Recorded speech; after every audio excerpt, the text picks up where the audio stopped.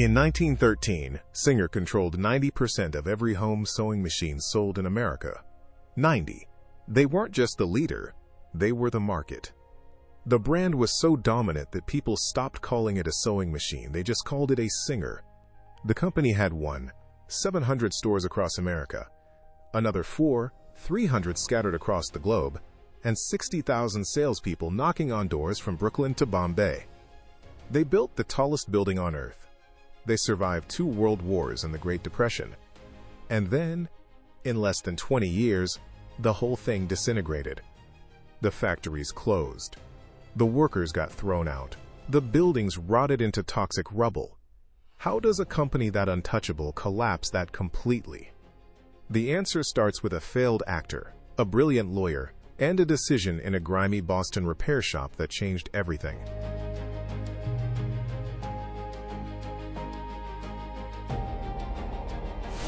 Isaac Merritt Singer was born in 1811 in Pittstown, New York. His father was a German immigrant who worked as a mechanic. His mother, a Quaker woman, walked out when Isaac was 10. By 12, the kid had already run away from home. Couldn't stand his stepmother. So picture this. A 12-year-old boy, alone, no money, no education, no safety net. And what does he dream about? Shakespeare. Not tools, not factories, the stage. For nearly 2 decades, Singer chased that dream with everything he had. He founded a traveling theater troupe called the Merritt Players, toured the country, and performed until he was 30. The troupe flopped. No applause, no money, just debt and broken ambitions. His personal life was pure chaos. At 19, he married Catherine Haley. She was 15. He abandoned her and their children to chase acting. Then came Mary Ann Sponsler in Baltimore. Then Mary McGonigal, who gave him 5 more children. 3 families. Multiple cities. 0 accountability. In 1860, he divorced Catherine and accused her of adultery. The audacity of this man. Then in 1862, 2 of his mistresses literally ran into each other on a New York City street. The newspapers went absolutely feral. Headlines screamed about the scandal of the sewing machine king. Singer fled to Europe in 1863, settling with Isabella Boyer, decades younger than him. When he died in 1875 at his estate in Devon, England, Isaac Singer had fathered 24 children with 5 different women. But here's where the pivot happens. In 1850, at 38 years old, Singer was scraping by as a machine repairman in a Boston workshop. Somebody dragged in a broken Leroy and Blodgett sewing machine. Singer stared at that busted contraption and didn't see a repair job. He saw a fundamentally broken design that could be reimagined from the ground up.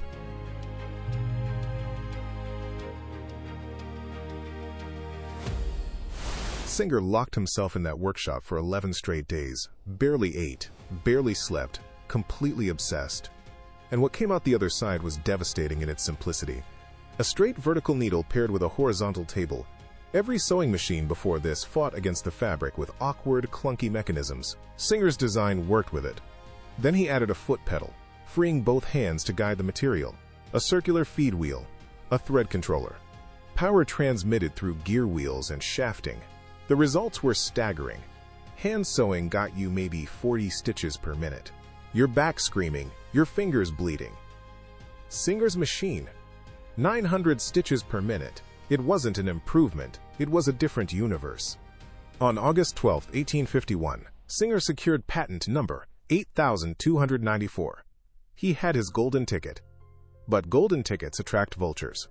Elias Howe had patented the eye-pointed needle and lock-stitch mechanism years earlier.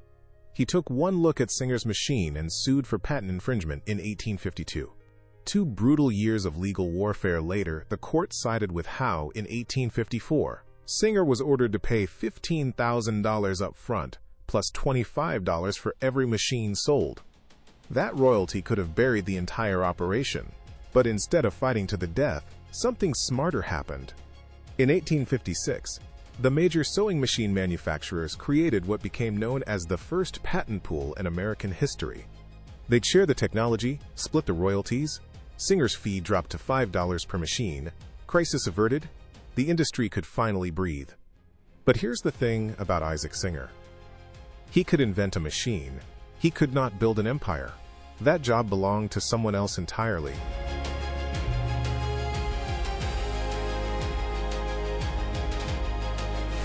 Edward C. Clark joined I.M. Singer and Company in 1851 as the company's co-founder and legal partner. He was everything Isaac Singer was not: calculated, patient, strategic, ruthless where it counted, but calm in execution. Clark looked at the sewing machine market and identified the real obstacle, not the product, but the price. These machines cost over $100, at a time when most American families earned a few hundred a year. Nobody could afford them. So Clark invented something that would reshape American commerce forever: the installment plan. In 1856, Singer became the first company in the United States to offer customers the ability to pay over time. $5 down, a few bucks a month. Suddenly, the sewing machine wasn't a luxury for the wealthy. It was accessible to everyone. But Clark's genius went deeper. He did something no major manufacturer had attempted before. He marketed directly to women, not their husbands, not the so-called head of household, the women. He placed advertisements in women's magazines. He hired female demonstrators. He opened showrooms, elegant spaces where housewives could walk in, try the machines, and see their lives transformed. This was radical for the 1850s. Women weren't considered the decision-makers for major purchases. Clark knew better. They were the ones sewing 10 hours a day. They were the customers who mattered. Then came the trade-in program. Singer would accept your old sewing machine as partial payment toward a new one. Generous, right? Except they destroyed every single trade-in, smashed them to pieces. They weren't being charitable. They were eliminating the used market. If old machines kept circulating, people wouldn't buy new ones. Ruthless. Brilliant. Effective.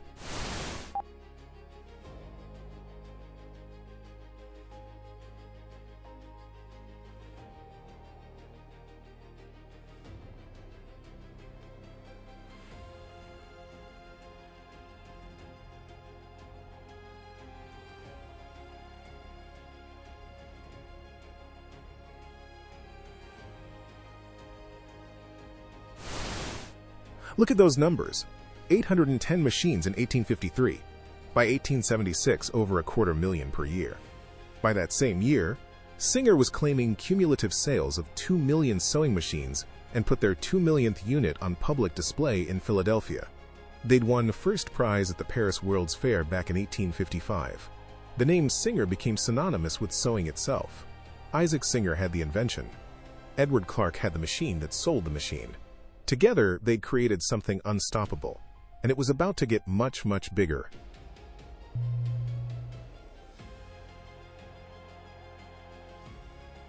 Singer's first large factory for mass production opened in 1863 in Elizabeth, New Jersey.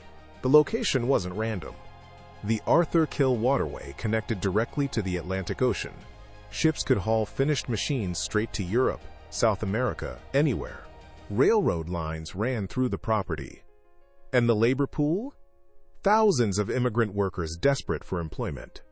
When the complex reached full expansion, it sprawled across 113 acres with 48 separate buildings and 2.6 million square feet of manufacturing space. The factory was entirely self-sufficient. Its own foundry cast the metal parts. Its own forge-shaped iron and steel. Its own coal-fired power plant ran every machine in the complex, burning through 450 tons of coal every single week. An internal railway system moved raw materials between buildings. Small rail cars hauling iron castings from the foundry to the machine shop, then finished components to the assembly floor. This was early mass production, the kind of system that would later inspire Henry Ford. But Singer was already there in the 1870s. And Elizabeth wasn't the only monster. In 1882, George Ross Mackenzie, by then president-elect of Singer Manufacturing, broke ground on 46 acres of farmland at Kilbowie, Clydebank, Scotland. 2 main buildings went up, each 800 feet long, 50 feet wide, 3 stories high. Connected by 3 wings with a 200-foot clock tower rising above the center, the Singer name visible for miles. Nearly 1 million square feet of space. Almost 7,000 employees. The Clydebank factory produced an average of 13,000 machines per week, making it the largest sewing machine factory on the planet. They even built a railway station named Singer to transport their workforce. By 1913, that Scottish factory alone shipped 1.3 million machines in a single year. Then came a factory in Podolsk, Russia, tapping into the massive Eastern European market. A facility in South Bend, Indiana, dedicated entirely to producing the wooden cabinets. Singer had factories, showrooms, and sales offices on every continent. They sold more sewing machines than all other manufacturers combined.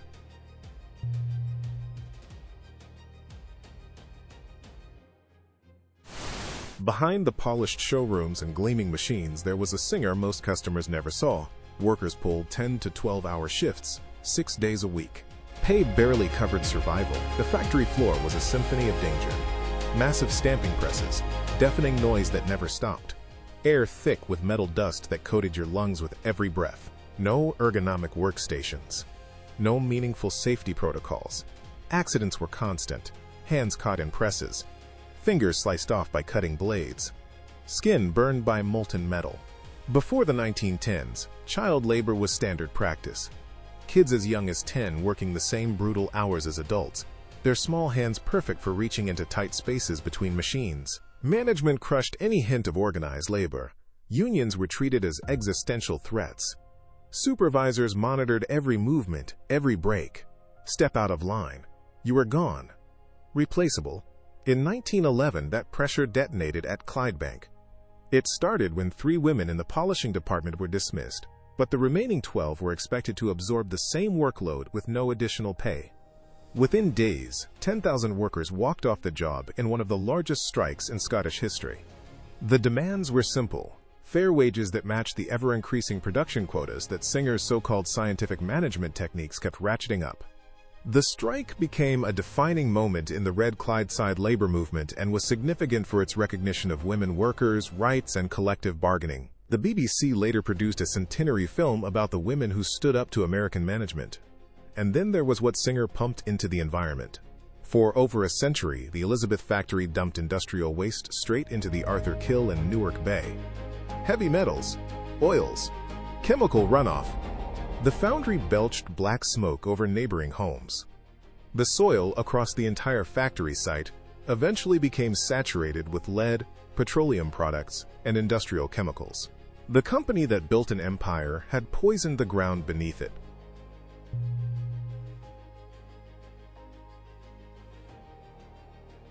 When the First World War erupted, Singer pivoted from sewing machines to weapons almost overnight.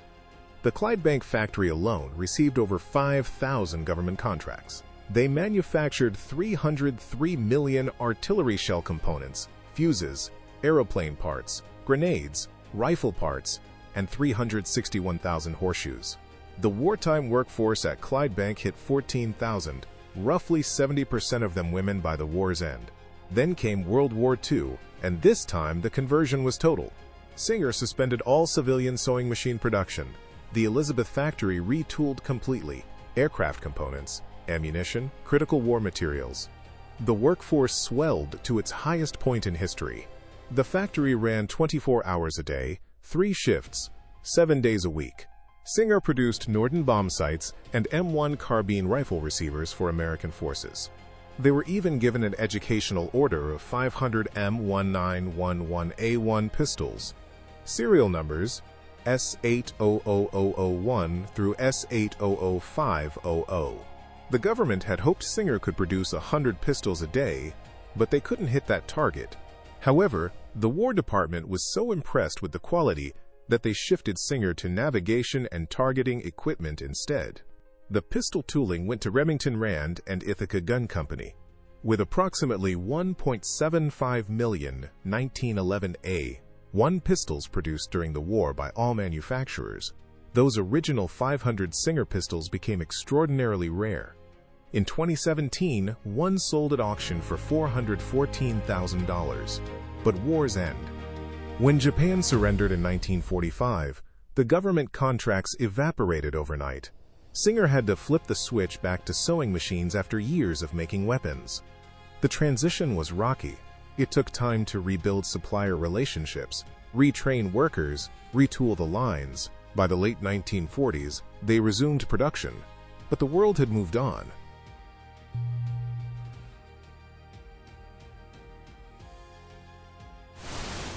After the war, Singer walked into a market that looked nothing like the one they dominated.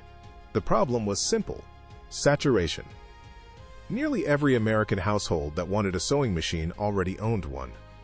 And because Singer built those machines like tanks, solid iron, quality components, they didn't break down.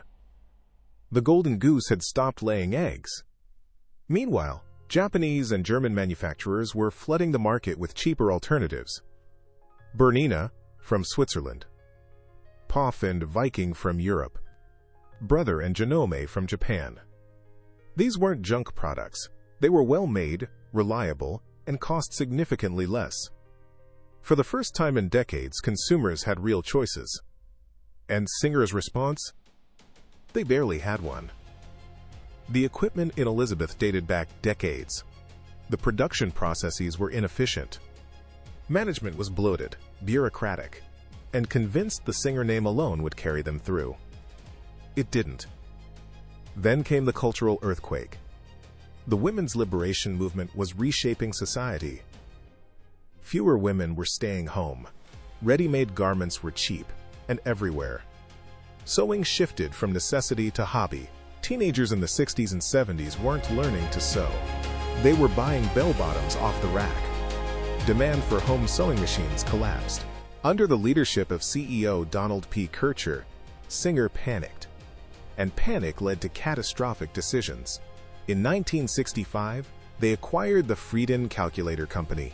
In 1968, they bought General Precision Equipment Corporation, which included Libroscope, the Kierfot Company, and Link Flight Simulation.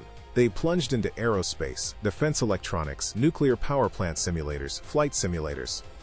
Before diversification, 90% of Singer's revenue came from sewing machines. After, just 35%. They were trying to be everything to everyone, and in doing so, they stopped being good at anything. Here's the cruel irony. Sewing machines were still the most profitable part of the business. But instead of doubling down on that core strength, innovating, modernizing, fighting for every point of market share, Singer treated it like a cash cow to fund their aerospace fantasies.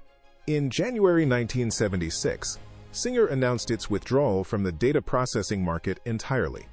The Frieden acquisition had become Singer Business Machines, producing the Singer System 10, which was eventually offloaded to TRW and later ICL. The calculator and typewriter ventures burned through capital with nothing to show. Competitors like Pfaff, Bernina, Brother, and Janome smelled blood. They introduced zigzag stitching, computerized controls, compact designs. They marketed aggressively. They listened to customers. Singer was stuck in boardrooms debating defense contracts. The decline wasn't a sudden crash. It was a slow, agonizing bleed. Every year, market share slipped. Every year, fewer machines rolled off the lines. The company that had controlled 90% of the American market was becoming just another player in a crowded field. And not even the best one.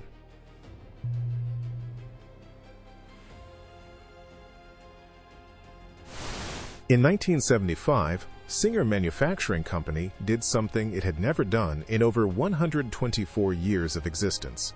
It posted a significant financial loss. The stock price cratered. Investors fled. And the brutal cuts that should have come a decade earlier finally began. Factories shut down across the country and around the world. Tens of thousands received pink slips. The Elizabeth factory, the crown jewel, was hemorrhaging. The workforce that once numbered in the thousands shrank below 1,000. Entire buildings sat empty. Machinery rusted. Windows broke. In 1978, Singer moved its headquarters from Rockefeller Plaza in Manhattan to Stamford, Connecticut, relocating 430 jobs. It felt like retreat, not strategy. By 1980, the Clydebank factory in Scotland, the largest sewing machine factory in the world, the place that had employed over 16,000 people at its peak in the mid-1960s, shut its doors permanently in June. Over 100 years of production in Scotland, gone. The complex was demolished in 1998. Then, in July 1986, Singer announced it would spin off its sewing machine business entirely under the name SSMC Limited. The product that built the empire cast aside. A year later, corporate raider Paul Bilzerian made a green mail run at Singer. No white knight appeared to rescue the company. Bilzerian ended up owning it. And, to recover his money, he stripped it for parts. Kierfott's guidance division went to Astronautics Corporation of America. The Electronic Systems division went to Plessey. The 4-link flight simulation divisions were sold to Canadian Avionics Electronics. The sewing machine division was sold in 1989 to Semitech Microelectronics, a Toronto-based company. The former Singer Corporation, the company that Isaac Singer and Edward Clark had built, was renamed Bicoastal Corporation. The Singer name now belonged to a Hong Kong holding company. Semitech incorporated it into Singer NV, based in the Netherlands Antilles. In 1999, Singer NV filed for bankruptcy. 148 years after Isaac Singer patented his first machine, the company collapsed completely. Bankruptcy. The word nobody ever thought they'd associate with Singer. The brand was acquired by Kohlberg & Company. In 2006, Kohlberg's parent company merged Singer with the Husqvarna Viking and Pfaff brands into what is now SVP Worldwide. 3 once fierce competitors, all under one corporate umbrella, managed from Nashville, Tennessee. Today, SVP Worldwide is owned by Platinum Equity, a private equity firm. Singer machines are still sold globally. Entry-level mechanical models for under $100, computerized machines with digital displays, embroidery units, quilting systems. There's even a Singer Sewing Assistant app launched in 2017. But here's the kicker. Not a single Singer sewing machine is manufactured in the United States. Not one. The factories are in China, Vietnam, Thailand. The machines are designed elsewhere, assembled abroad, and shipped in containers across the Pacific. The company that once built the tallest building in New York, employed over 100,000 people worldwide, and controlled 90% of the American market, is now a logo on a box shipped from an overseas factory. The brand survives, but the Singer that mattered, the one that built communities, transformed an industry, and put a machine in every American home, that Singer has been dead for decades.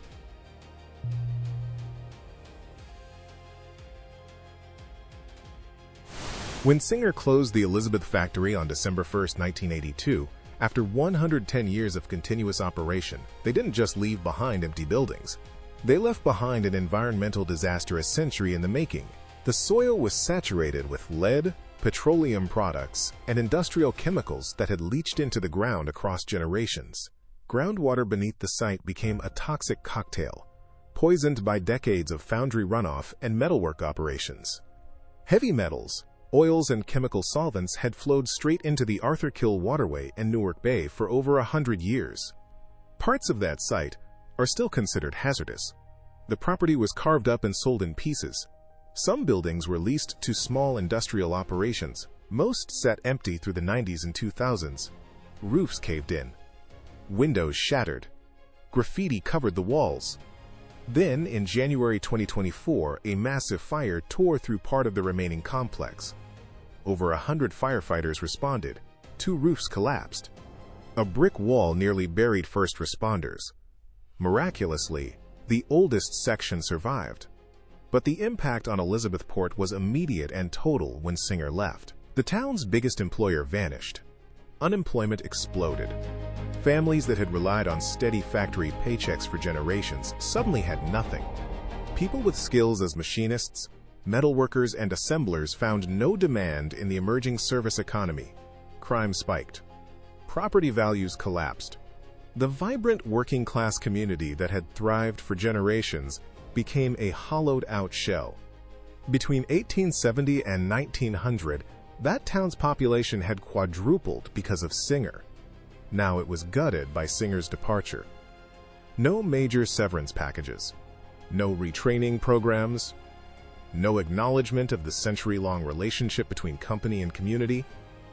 Singer extracted everything. Then they left.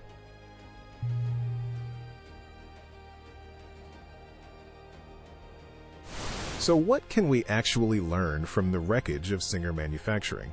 Because this isn't just a story about sewing machines. This is a blueprint for how empires crumble. And the lessons hit hard. Lesson 1. Innovate or die. Singer dominated for 100 years, a full century. They were untouchable, and that dominance bred the worst kind of complacency. While Japanese and European manufacturers invested in research, electronic components, lightweight materials, computerized features, Singer kept pumping out the same basic machines they'd been building for decades. They assumed their name alone would carry them forever. It didn't. Innovation isn't optional. It's oxygen. The moment you stop breathing it, you start dying. No matter how big you are. Lesson 2. Never abandon your core. Singer's diversification into aerospace, defense electronics, calculators, and typewriters looked smart on paper. Spread the risk. But they had zero expertise in those fields. Zero. Meanwhile, the sewing machine division, still the most profitable part of the business, got starved of resources to fund ventures that ultimately failed. Diversification that doesn't build on your core competency isn't strategy, it's suicide with extra steps. Lesson 3. Listen to the market or get left behind. The 1960s and 70s brought massive cultural shifts. Fewer women sewing at home.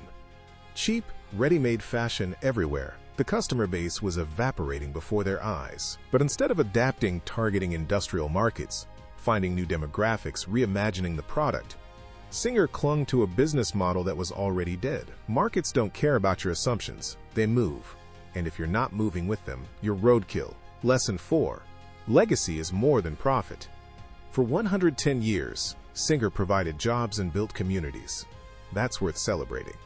But when they closed the Elizabeth factory, they walked away without cleanup, without severance, without any plan for the people or the land they'd used up. The town collapsed.